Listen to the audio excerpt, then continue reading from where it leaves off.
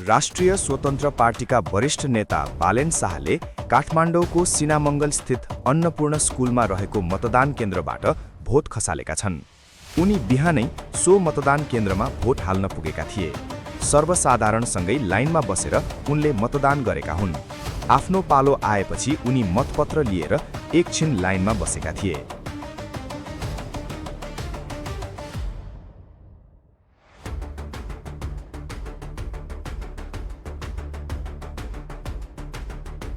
त्यसपछि सुरुमा प्रत्यक्षतर्फको मतपत्रमा भोट हालेका थिए।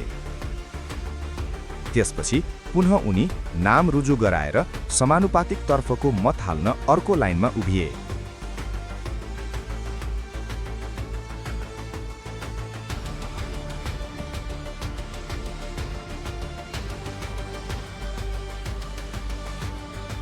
केही क्षणमै पालो आएपछि उनले समानुपातिक तर्फ पनि मत खसाले।